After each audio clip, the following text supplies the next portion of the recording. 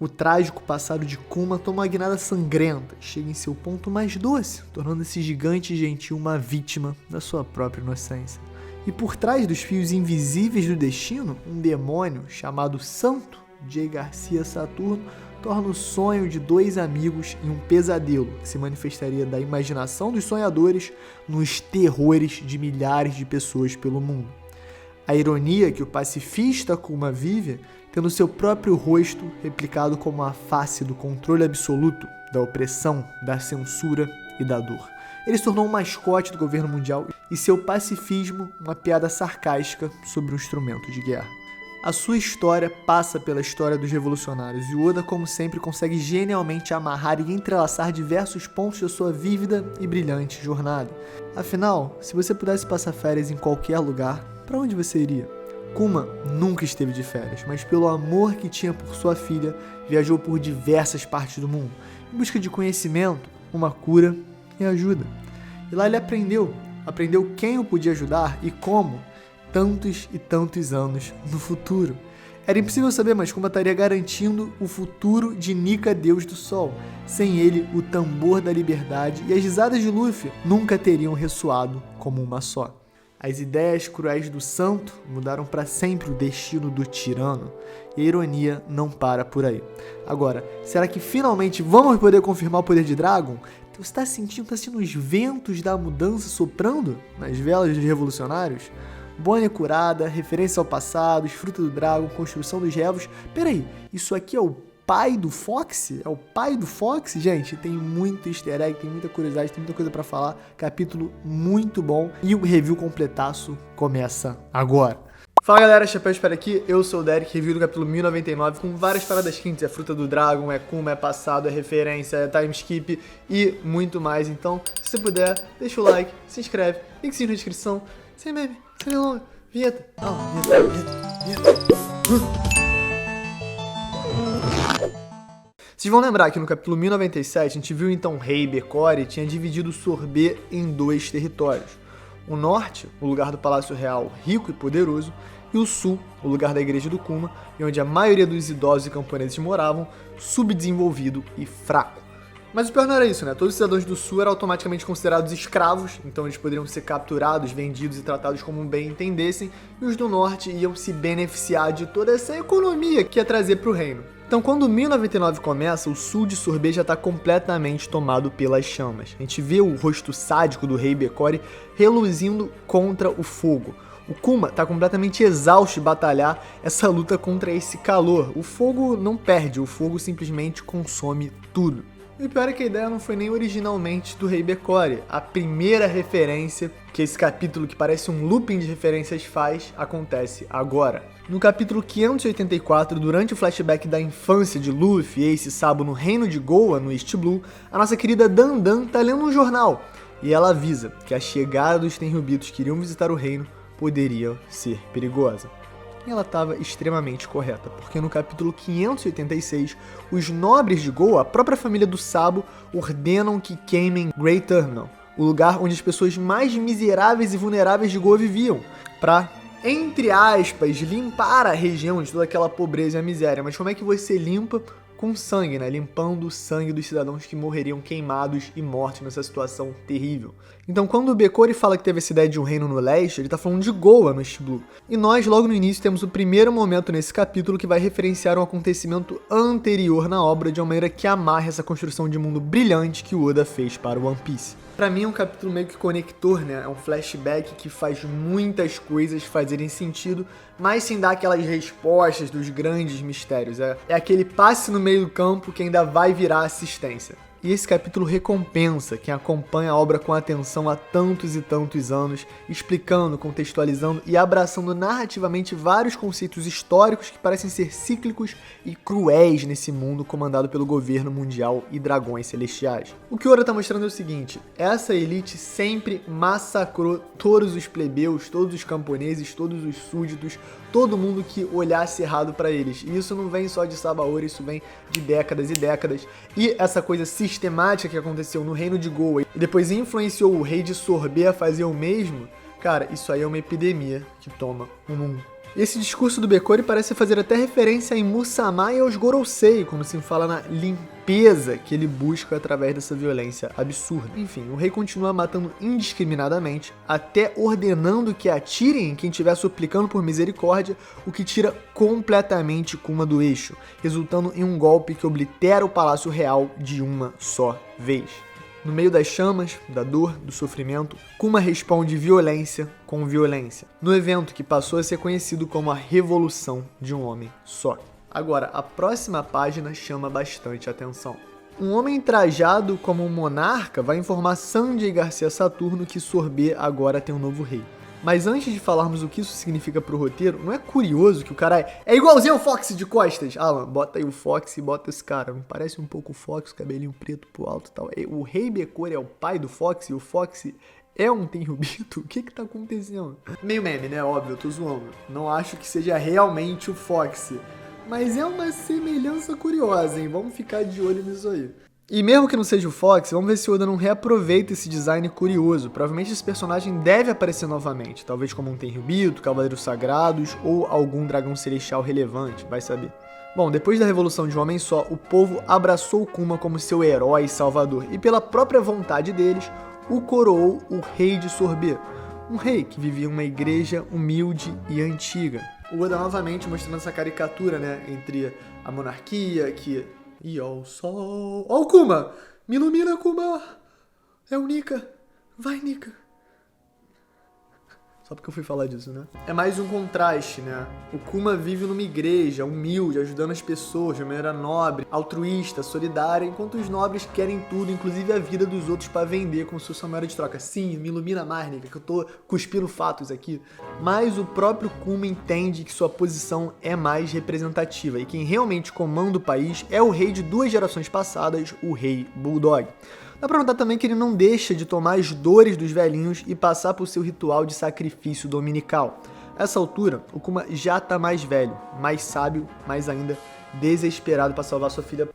Derrubou meu laptop, bandida, safada. Se gatos não fossem tão fofinhos, gente, não daria pra confiar nesse bicho aqui. Esse bicho aqui é um crime. Aí, ó, me iluminou de novo que eu cuspi fatos de novo. A própria que já tá adulta e sai correndo por aí como se fosse um fantasma da Ginny. Nem ela reparou, mas quando comeu a fruta da idade, a Bonnie se transformou na sua versão adulta que vemos atualmente na obra. Alguém me explica como numa igreja toda tapada para não ter sol, aparece uma fruta do diabo? Sim, isso aqui é tudo cenográfico e temático para fazer sentido com o tema. Alguém me explica, por favor, da onde veio essa fruta aí da idade? E alguém me explica por que um camponês aleatório tinha um livro de Akuma no Mi, banalizou total, é o Wikipédia? O que tá acontecendo? Alguém me explica isso aí, por favor, nos comentários? O caos se instaura ainda mais porque bem na hora que o Rei Bulldog aparece pra uma audiência, a gente vê que a nossa futura supernova tenta virar uma velhinha, o que gera um gag muito, muito engraçado. Na hora que o rei entra, um dos amigos do Kuma já pega uma velhinha na mão e fica impressionado com os poderes da Bonnie. Caraca, não é que deu bom mesmo, hein? Mas o melhor é que a velhinha é a mãe do Bulldog, pô. É a Connie, coitada. E a cara que ela faz é muito engraçada. Completamente apática, como se fosse uma boneca viva sendo segurada assim, tipo... Uma cara de pastel, cara, muito bom.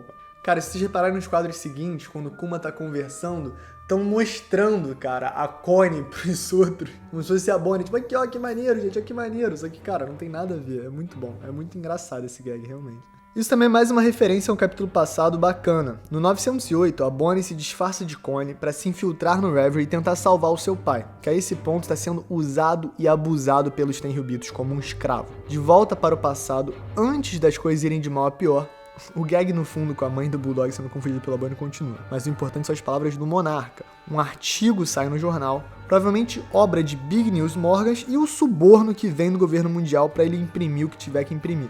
Uma relação antiga do mangá que já foi estabelecida durante o Reverie, quando um agente da Cipherpol tentou primeiro subornar ele e depois, quando não funcionou, ele tentou apagar o Morgan. O Kuma é tratado como um tirano e um usurpador que queimou vilarejos e tomou o trono à força. Aê, Rei Bekori, parabéns pela projeção. Não é nada sobre você não, é sobre o Kuma, confia. Os dois reis conversam e Kuma decide tomar uma atitude radical. Enfrentar a armada que o Rei Bekori preparou junto ao governo e à marinha, destruí-los e então deixar sorber. Porque a sua presença no reino atrairia muita atenção, ainda mais considerando que ele estaria sendo caçado pelos seus crimes. Fica combinado que Bulldog ia proteger sua filha da luz do sol e a criaria enquanto Kuma estivesse fora, o que dá mais uma gag boa demais. A Bonnie conseguindo ficar velhinha e depois o Kuma se confundindo com a Connie, dando tchau pra ela, cara, me escrachou, foi muito bom. Agora, o Kuma é tão superior que quando ele vai encontrar o Bekori e a sua armada, ele tá com uma jangada e ele lombra os caras sozinho, o Kuma nível Yonkou. Sério, sem meme, tem que respeitar, o Kuma é forte demais no auge, é um absurdo o poder da patinha e combinado com o poder do sangue de bucaneiro, com o treinamento dele, com o que ele passou na vida, o Kuma é muito diferenciado. O maluco é humilde, gentil, pacifista e forte pra caramba. Chora, haters! É muito legal porque o Kuma não deixa explícito, até pra própria Bonnie não ouvir e se sentir culpada. Mas ele parte uma jornada não pra ser um pirata, e sim pra achar uma cura pra ela. Isso também, ironicamente, desperta o desejo da sua filha de virar uma pirata famosa como seu pai, que a essa altura já tem uma recompensa gorda e é conhecido por aí como o Rei Shirano. É legal também porque o Oda fez parecer uma jornada espelhada. Kuma vai virar pirata para curar a sua filha, e Bonnie acaba virando pirata para salvar o seu pai, o que é uma poesia belíssima. A partir desse ponto entramos em uma sequência que é surra de nostalgia. No histórico capítulo 513, o Kuma teleporta todos os chapéus de palha em Sabaody para diferentes ilhas do mundo. A gente não entendia quase nada na época, mas agora dá para saber exatamente como funciona a fruta da patinha. Todos os lugares que ele enviou os chapéus de palha são mostrados nesse flashback, ou seja, ele já tinha visitado antes. O que para mim confirma que Kuma só consegue repelir as pessoas para localizações que ele já conheça. Por isso, cada um deles foi enviado para um lugar mostrado no capítulo 1099, o que parte da jornada em busca da cura da Bonnie, que ele fez 4 anos antes. Muito lindo, muito bonito. Então a gente começa pelo reino de Torino, a ilha onde o Chopper completou a faculdade de medicina com os pássaros e os nativos. Depois ele passa na aterrorizante ilha Kuragaina, que por questão de curiosidade vale falar que era um reino antigamente, chamado Reino Shikearu, mas por uma guerra civil acabou em ruínas, momento que os preços imobiliários desceram, tanto que o Mihawk acabou estabelecendo sua base ali. O aluguel do castelo deve estar uma delícia, barato demais. E é pra lá que o Kuma acaba mandando o Zorão pra lombrar todos os mamacos guerreiros e depois pedir a tutela do maior espadachim do mundo. A gente passa por um breve quebra-mola chamado Abdul e Jit, que a gente viu lá em Dressrosa, São dois assassinos e caçadores de recompensa, que hoje em dia são parte da grande frota dos Chapéus de Palha. E o Kuma acaba derrotando eles, porque, pelo amor de Deus, o Abdul e o Jit, eles tacavam, sei lá, faca. Depois a gente vê ele passando pela terra natal do Vegapunk, a ilha de inverno Karakuri, onde ele mandaria o Franky durante o time skip. Outros quadros mostram a ponte Tequila Wolf, onde a Robin conseguiu entrar em contato com os revolucionários durante os 2 anos. Vemos Wed Area, onde a Nami fica. A gente tem uma resenha com Heracles Sun no arquipélago de Bonnie. Mas no final das contas, isso sobra desespero e dor na vida de Kuma. Não importa por onde ele navegue, por onde ele vá, ele não encontra a cura. Sem opções, ele volta para o Windgrama e é recebido por seus antigos colegas, os revolucionários. A gente vê a Belobete mais nova, a gente vê o Gambo, que é aquele ovo, a gente vê o Morley, a gente vê toda a galera ali, basicamente, os principais comandantes do exército revolucionário, só tá faltando o Lindbergh e o Caraço, e claro, ele, o Dragon. É muito bacana porque você sente aquela energia de velhos amigos. O Dragon dá até uma gastara sobre as diferentes alcunhas que o Kuma tem sido chamado recentemente. Pô, tu agora é tirano, tu é rei, tu é revolucionário, qual é a tua? Mas o charme que o gigante gentil faz não engana ninguém. Ainda mais contra as palavras de Morgan's Big News. O Dragon sabe, que não dá pra levar nada a sério que o Big News sabe, ainda mais sendo um revolucionário. Imagina o que não deve ter sido no jornal sobre o próprio Dragon. Eles conversam, falam sobre o Sabo e a Koala, como eles são cada vez mais fortes e importantes pra organização, e também o Kuma revela como ele sente falta de fazer parte do exército. Mas a sua filha não sai da sua cabeça. E como um bom amigo, Dragon apresenta uma solução, que pode ser arriscada, mas pode ser literalmente a única chance de Bonnie sobreviver. Acaba que é um risco grande pro Dragon e vale a pena falar sobre isso, só que ele mesmo talvez não tenha percebido quão perigoso era essa situação, porque ele só queria ajudar o seu amigo. Mas a maneira que o Kuma ajuda o governo mundial a garantir os seus clones, os pacifistas, que certamente vão lutar contra o exército revolucionário no futuro, é uma grande ironia, uma grande crueldade também, porque o Dragon acaba dando um tiro no pé por querer ajudar um amigo. Mas eu acho que ele não se arrependeria, porque a vida da Bonnie, da filhinha dele, naquele momento valia demais pro Kuma, que era um grande amigo, um grande comandante, e o Dragon queria também, a todo custo, salvar ela. Agora, essa fofoca do acidente na ilha onde o doutor trabalhava, isso é demais, porque o Vegapunk teve que mudar de endereço, né? Ele estava trabalhando em Punk Hazard, teve que mudar. A gente já viu isso? Já, óbvio. No flashback do Caesar, no capítulo 664, nós vemos que o cientista acaba explodindo a ilha, quando ele entra numa loucura, porque basicamente o Vegapunk ia demitir ele e também eles não iam seguir em frente com o projeto da grande bomba venenosa. E é isso que coloca a timeline do flashback em exatamente 4 anos atrás, porque essa é a data confirmada do incidente de Punk Hazard. A despedida entre Kuma e Dragon é um pouco melancólica quando percebemos o contexto atual.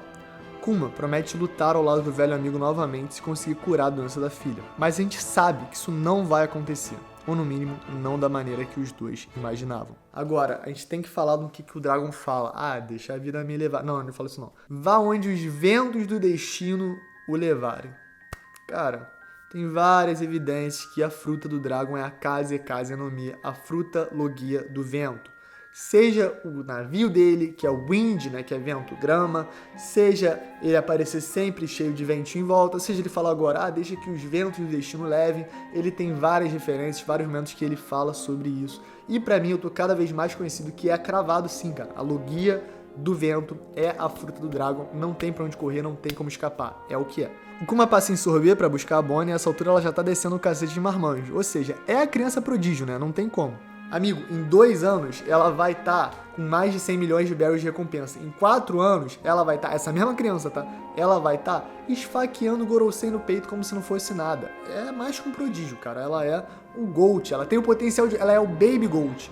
Agora, chegando na instalação da Marinha, que futuramente vai ser conhecida como Egghead, como é fofinha a Bonnie na gaiolinha. Uma espécie de Nezuko de One Piece, só que mais fofa ainda. E aí a Bonnie, com aquela inocência infantil, dá uma zoada na cabeça gigante do Vegapunk, que aparentemente nessa altura ainda não tinha clones e nem o Punk Records. E aqui dá pra teorizar um pouquinho, né? Será que é através do sangue bucaneiro que o Vegapunk conseguiu chegar nesse nível de fazer os clones, de se clonar, e pior, clonar até os próprios serafins? Será que o sangue bucaneiro era a chave pra isso? Porque ele dá uma dica, né?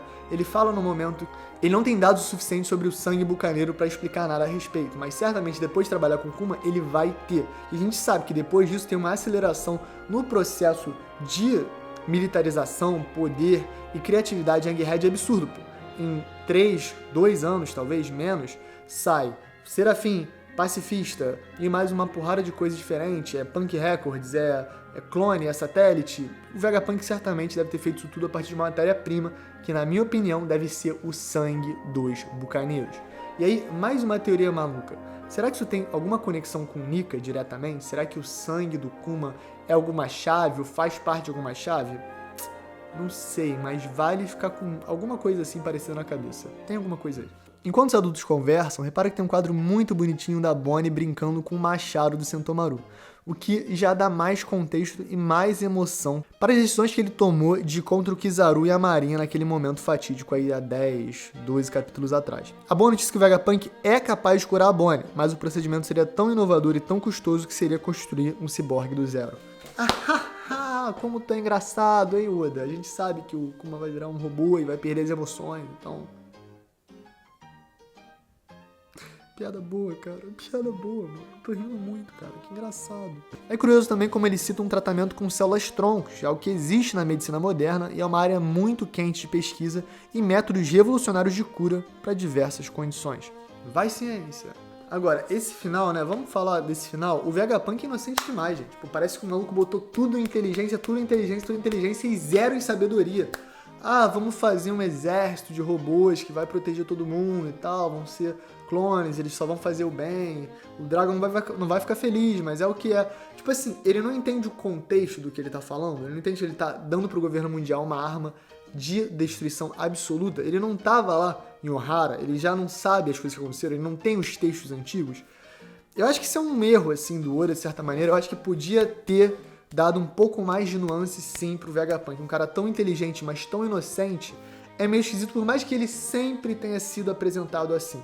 Desde o início, o Vegapunk é um cara pacífico que não entende muito bem os limites do quanto a sua ciência pode ser perigosa e como ela pode ser usada. Tanto que ele tá se aliando aos Mads, por exemplo, né? O Queen, o Caesar e o Judge são pessoas terríveis, mas ele tá mais interessado nas suas proficiências científicas, nas suas capacidades para pensar coisas que os outros não conseguem pensar. E ele acaba passando por cima das morais e éticas que ele parece ter em várias instâncias, porque ele faz coisas do bem, benéficas pela maior parte do tempo, mas aparentemente ele é mais casado com a ciência absoluta do que realmente com a bondade, senão ele sopesaria as merdas que ele pode estar fazendo.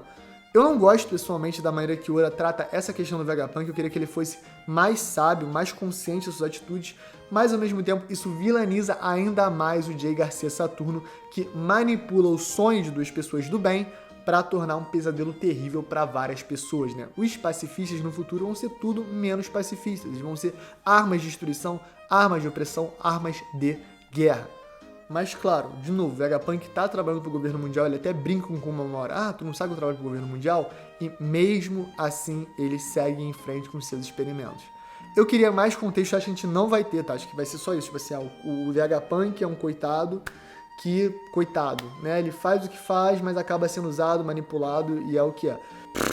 Beleza. E o Kuma, cara, eu não culpo nada o Kuma. O Kuma tava desesperado e ele fala, cara, até com o diabo eu faria um trato pra salvar a Bonnie. E é meio que o que ele tá fazendo mesmo, porque tem um demônio, literalmente um demônio ali por trás, que é o Sandy Garcia Saturno, e ele vai manipular esse acordo dos dois pra se beneficiar e pra destruir tudo que o Kuma mais ama.